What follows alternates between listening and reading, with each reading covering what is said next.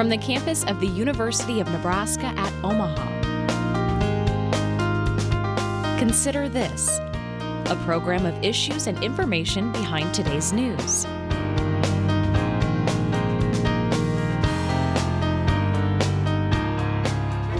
You know that there's a risk. You're confident you can handle the concept of death and dying. But how do you prepare yourself for a pandemic? I am headed into work right now. So I'm about to grab my camera right now. We don't know what else is bad going to come down the road, and this mission is long from over. A rural county in southwestern Georgia has emerged as an unlikely virus 175 have died. It was just a shock to this community. It was just like a bomb hit here. Ohio, don the mask. I have to fight the war with the weapons I have. Si sta capendo che non bisogna aumentare le rianimazioni, bisogna aumentare le cure prima. You took an oath to take care of people, but my children didn't sign up to get sick. My husband didn't sign up to get sick. Working as a provider and as a photographer at the same time. What's my purpose in this historic moment? We're seeing a disturbing rise in hate-filled attacks. Hi, baby, you're working? I'm proud of you. Meantime, I'm worried. It's really strange to me being both celebrated and villainized at the same time. The number today is 9,693 beds we are creating for mayors and governors. And already in the questions today, why aren't you doing more? On the back end of an epidemic, you didn't do enough. And that's sort of the fate that will be my life. I really hope the work that I did is going to give something back.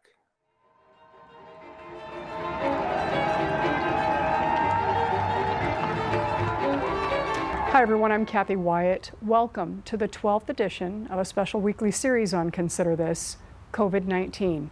Today's focus, life on the front lines. Here to share her story is Elizabeth Noble. Liz is a nurse at Nebraska Medicine. Thank you so much for being here and welcome. Thank you. Thanks for having me. You bet. Before we talk about life on the front lines, tell us a little bit about life in Bennington. For people who've never been there, how would you describe it? Yeah, so Bennington is just a smaller town, well, I consider smaller, just outside of Omaha, about 25 minutes from here, from the UNO campus, downtown area. I graduated with just under 90 people in my class, I think, so it has since grown a lot since then. When I first started to go to school there's one elementary school and one junior senior high school. And now there are 3 or 4 elementary schools, a junior high, and a senior high. So it's grown, but it still has that tight-knit community feel for me. Memorable moments in Bennington, Liz? You know, I played sports all growing up. I would say that's what my childhood, growing through junior high school, kind of centered around. So being at a smaller school, I was able to play just about anything that I wanted to. Softball was my main sport, but I also played basketball. And I was also a cheerleader all 4 years of high school too. So being at a small school allowed me to do that. Okay, so in all of this came some sort of interest in nursing. Mm-hmm. When did you know you wanted to be a nurse? I have known since I was, as long as I can remember, like 7 or 8 years old. My grandma and my mom actually got diagnosed with cancer at the same time. And so my grandma was a nurse and one of my favorite people ever. And she had went through chemo and multiple surgeries and all that stuff. And I kind of helped her go through her recovery, and she ended up passing. But it was kind of my dream after that to continue nursing in her honor. And I actually, working at Nebraska Medicine was a dream job for me because my home floor is the oncology ICU, and so I get to take care of patients just like my grandma and recover surgeries. So definitely a dream come true for me. What a journey you have had. Yeah, and so you went through schooling, and then last May graduated, dream becoming a reality. What is that like, Liz, to aspire to want to be something for so long, knowing that you can make a difference, and then working day in and day out to make it all happen, and then May rolls around? Yeah. I mean, is it somewhat surreal, or how did that feel for you? You know, it is, because it was such a long time coming. Like, you always know what you want to do, or some people don't, but I always knew that was the path that I wanted to take. And I definitely took a longer route than some. I did my undergrad and graduated from UNO. I got a scholarship to play softball, So I wanted to take that opportunity, just knowing that nursing was always in the future for me.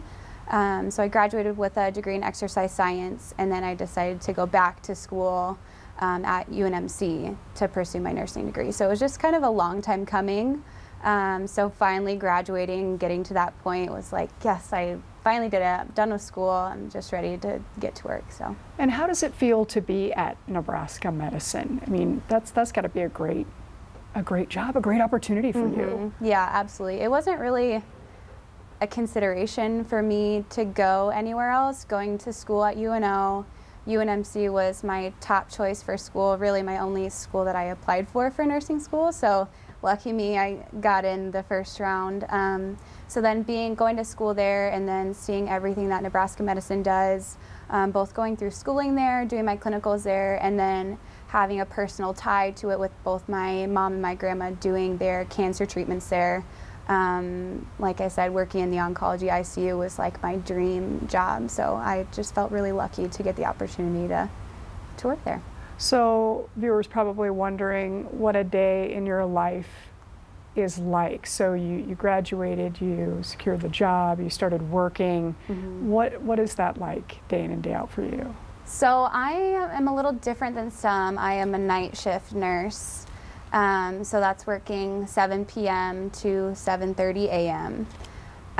So that is a feat in itself, definitely. I had worked as a CNA when I was in nursing school and done some night shifts, but definitely not a consistent night shift schedule. So it is very interesting to sleep during the day and have your roles reversed. But yeah, you just try to sleep during the day, get as much sleep as you can, wake up, eat your dinner, and go to work. You start getting a report at 7 p.m. and kind of start your shift from there. Do you see that being long-term for you, being kind of odd hours?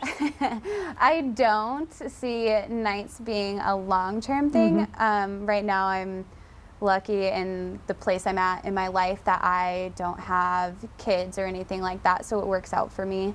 And I will say that they don't necessarily recommend getting a job in the ICU right out of nursing school. Ideally, you would work and get, some experience before you go there because it is kind of the highest level nursing that you can be. But it's kind of my personality. I always wanted to do ICU. That was my goal. So getting hired on there and kind of starting my nursing career that way, it was a crazy start just because intensive care, you never know what you're gonna get. So I would say that it was good to start out at working at night as a new nurse because it's a little different vibe than during the day, a little bit not slower, but you have a little bit more opportunity that you don't have to work around a lot of other people. You get to focus on your care versus working around maybe all the teams that are rounding, or PT and OT don't come at night, so you just get your schedule down, which is really nice for a new nurse. So biggest hurdle for you, biggest challenge as a new nurse, what would that have been for you, or what is it for you? It's you learn something new every time you go to work, especially with all this going on. No one knows how to predict any of this. So I would just say nursing in general, it's knowing that you don't know, but you will learn along the way, which I think my biggest challenge was anytime you start a new job, you're gonna have to learn new things and new ways of doing things and adapt. But when you're dealing with people, like it's literally someone's life in your hands that you're learning, it's really nerve-wracking, and there's no room for error. Yeah, so you're a new nurse, you hit the ground running, and then COVID-19 comes along. How were you introduced to that, Liz? I mean, did you hear about it, then it eventually started, or were you at work? I mean, how were you introduced to it all? Yeah, so I would say at Nebraska Medicine, we were introduced to it very early on because of the biocontainment center. So the biocontainment center, that's what we had taken Ebola patients when that was going on. And so we are lucky and very advanced that we have that biocontainment center, that we kind of see some of the first patients, and we do a lot of this, like the clinical trials that you're seeing people do, and so much research goes into it that I feel like we get exposed to it. And and get information about it before a lot of other states and hospitals around the country, because we do groundbreaking stuff at Nebraska Medicine, and we will take those patients before other people will. So, I mean, I had some friends that work in biocontainment. I'm not personally a part of biocontainment, but our biocontainment unit opened first. And then kind of when it started to spiral and we realized that it was too big for just our biocontainment unit, that it was going to have to expand our hospital and floors were going to have to be shifted and all that stuff. That's when it kind of got introduced to me, because they opened our COVID floor and they were asking specifically for ICU nurses, but for people to volunteer to go over there at first, or you could volunteer to go over there. And so it was a choice that I made to volunteer to go to that unit. And that's kind of where my start happened. I just knew that they were going to need people to work there, and they would need ICU nurses. And I, again, am at Liberty. I'm young.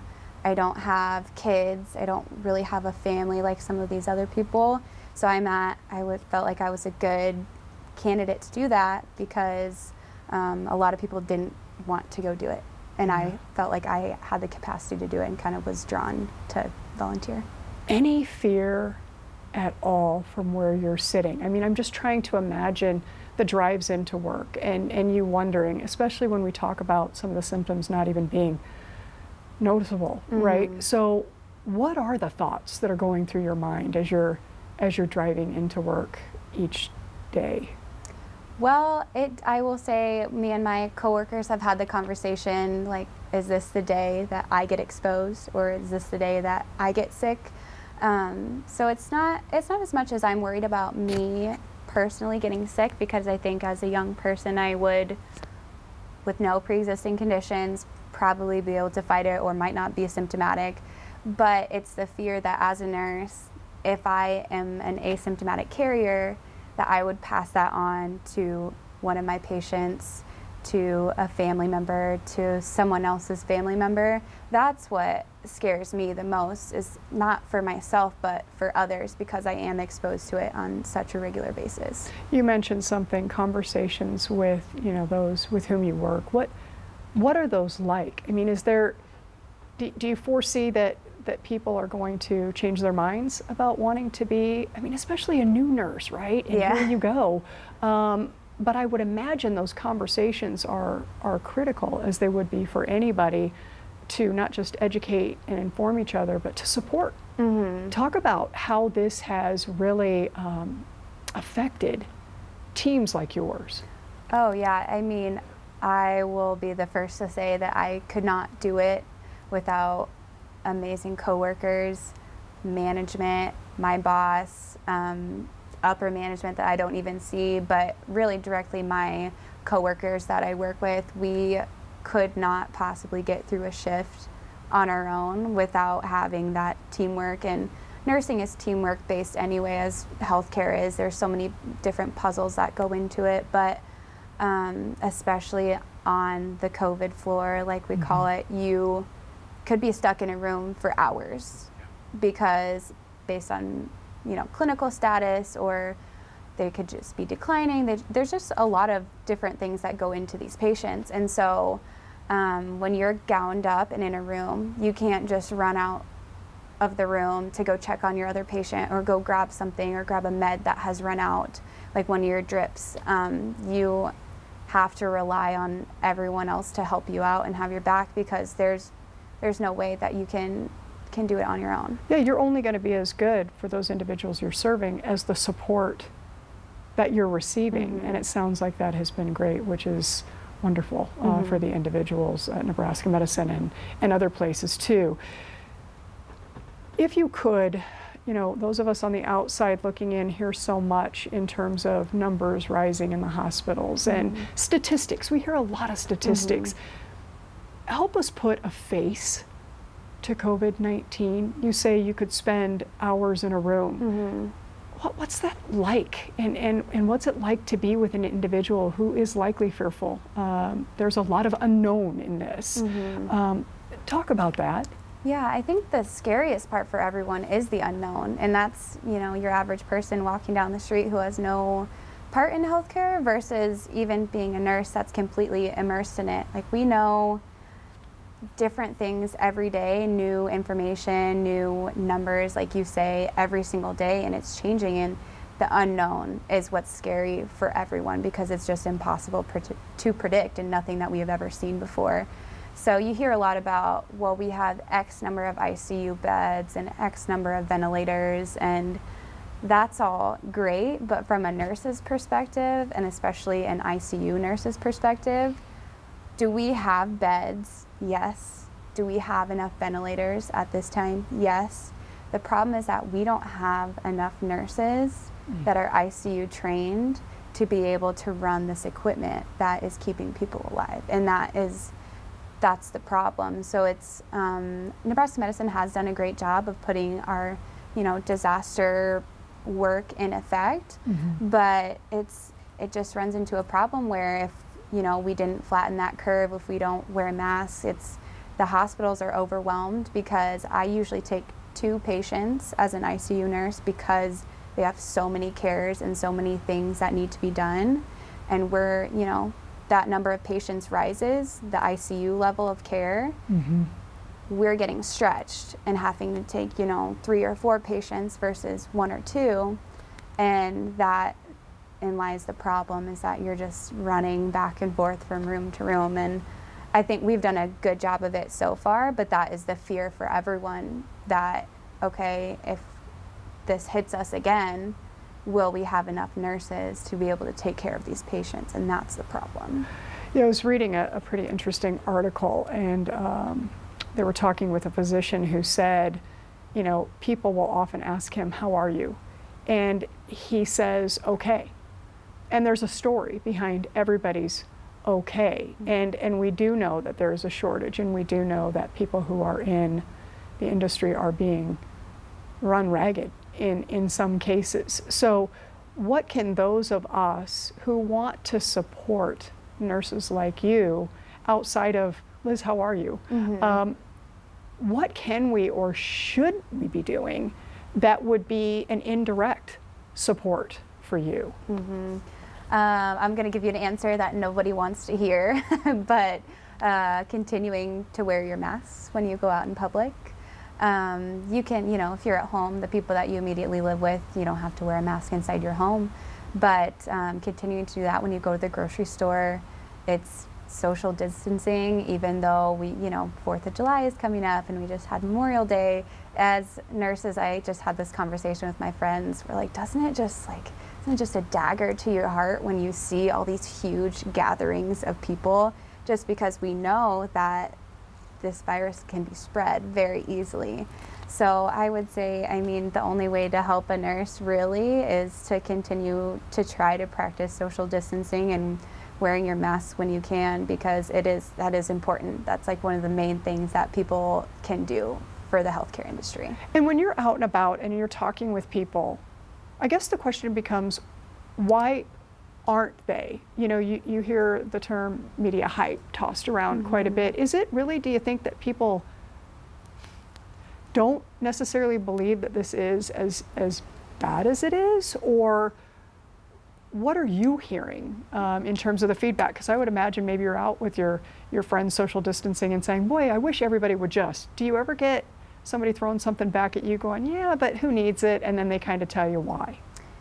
Yeah, I don't know if there's a ton of actual reasoning behind the logic, but you do have the people that say, oh, it's just blown up by social media, it's just, government stuff, whatever. And I tell them that I would not encourage you, but if you could go through 2 hours of what my shift is like at the hospital, then you would understand that this is very, very real. So I don't know, people don't really have an excuse for it. I think people are just tired of it, and people just get caught up in their ways, and they're like, well, we flattened the curve, so our work here is done. Or I'm young, and if I get sick, I'll just get through it. It'll just be like a cold. But I think that what people don't understand, and I'm generalizing, it's not all young people, of course, but is that there was a great article that was written by a couple of physicians, I think, at Nebraska Medicine that just got released, and it said it's a social construct or a social agreement that I wear a mask to protect you and you wear a mask to protect me. And I think that's the easiest way to describe it. It's like I do it for you and you do it for me, and you just have to have that sense of community, understand that you're doing it for the greater good instead of just for yourself. Yeah, yeah. We relate best, I think, as a society to stories. And yeah, there are people, myself included, who can't even begin to imagine what you're going through in there. You talked about, you know, if they could just see the 2 hours that I spend. Is there a story that you're willing to share with us that would really drive home the message of at least getting somebody to think twice before they go out without a mask? Is there something coming to mind for you? Yeah, we've had so many patients, you know, and you see the success stories, and that's awesome. You love seeing people, what we describe as knocking on death's doorstep and then be able to pull through. Then you also have stories where you are on the phone with a family member saying their last words on speakerphone because they can't come in and hold their hand while their family member is dying. And so a lot of us, it's definitely not just me, but I mean, you're literally you're in place of that family member, holding their dying family member's hand. And so that's just something that not only people die in the hospital, that's kind of, it's your career, it's what you signed up for, I would say, but it's just, you can't really understand the magnitude of it until you're there in that situation, knowing that that family member literally cannot be there to hold their family member's hand, and it just breaks your heart. It's something that I'll never forget. And so you have the family members that have their requests, like I had one that asked, their family member was going to pass, and they asked me to put on Elvis and hold their hand. And so that's something that I will never forget. Yeah, it's hard. It's hard knowing that their family members can't be there. So I try to put myself in their shoes and think how I would feel if I wasn't able to say goodbye to my mom in person. Yeah. Or, you know, it's just not really something that you ever forget. It really does bring a whole different facet to it, doesn't it? That whole idea of responsibility. I mean, you are there serving as that extended family member because somebody can't be there. It introduces a whole new, really, way of thinking for nurses like yourself. I mean, coming out of nursing school, maybe you didn't quite think about, hey, what would happen if I were put in a situation where there couldn't be any family around? And people are dealing with that not just in the hospitals, but in the senior living communities. What would you say when that family member is at home hoping, I hope everything's okay, I can't be there? How would you reassure them? So we get a lot of phone calls every day. We try to update family members as much as possible, but at Nebraska Medicine, we have our whiteboards, and there's these little pieces of paper laminated that say, today I will take care of you as if you were my blank. And so I think that just letting family members know that I know that this sucks, for lack of a better term. It's very unfortunate, and I wish that everyone could be in the hospital with their family member at their most vulnerable moment. But as a nurse and all my coworkers, I work with the most wonderful people. I can truly say that that little piece of paper, like they do, my coworkers treat, you know, each patient as if it were their mom or their dad or their grandma. And I think that that is kind of what you have to go into working in a hospital, but especially in COVID, because these patients are so sick and their family members can't be there. Like, you really have to have that in your heart when you go into work. So how are you coping, Liz? I mean, at the end of the day, you are trying to be, and it sounds like you're doing a pretty good job of it, all things to all people. How are you for you? I mean, what are you plugging into to be able to get up the next day and do this all over again? I'm doing okay. Actually, I would say I could not do it if I didn't work with the most supportive staff in the entire world. The nurses that I work with, I work with some of my best friends. And so being able to work alongside with them and just being able to vent about a long day is wonderful. And then my family is great. They live in Bennington, so I'm really close with my mom and my dad, so talk to them. But I think it's like the most freeing thing ever to walk out of the hospital and take your mask off when you get to drive home. So, you know, getting fresh air, walking my dog, I like to work out. So just anything that I can be outside and kind of just stepping away. I have to step away from social media too, because you're completely immersed in it when you're at work. And then when you're not at work, you got to find a way to, you know, leave it at work, even though it's hard. So shutting off your social media apps and trying to do other things. Yes. In the minute or so that we have remaining for people watching and those thinking about going into this profession, in the midst of all this, still thinking about it, what would your advice be? It's worth it. We need you. I have not regretted one day since I started my job last, June, July. I absolutely love what I do. Some days are harder than others, but I think that if your heart's in the right place, and generally if someone wants to go into nursing, your heart's in the right place, it's the most rewarding job that you could ever choose. Okay, greatest lesson. There's a lesson to be learned in everything. What's been the greatest one for you with COVID-19? We take a lot of things for granted. Being able to do what we want, when we want to do it, reevaluating that maybe you don't get to go on a trip with someone, but it's more important to get to go home and see your family member. So just cherishing the time that you have and realizing how lucky that we really are. Thank you. We've been talking with Liz today, COVID-19, life on the front lines. People wanting more information, we're going to put a graphic up for them. Nebraska Medicine, 402-552-2000. That's nebraskamed.com/COVID. Liz, thank you so much for being here, sharing your time, your expertise, and your stories. We wish you the very best moving forward. Keep doing what you're doing. Thank you. You bet. Thank you. And thank you all for watching. We'll see you next week.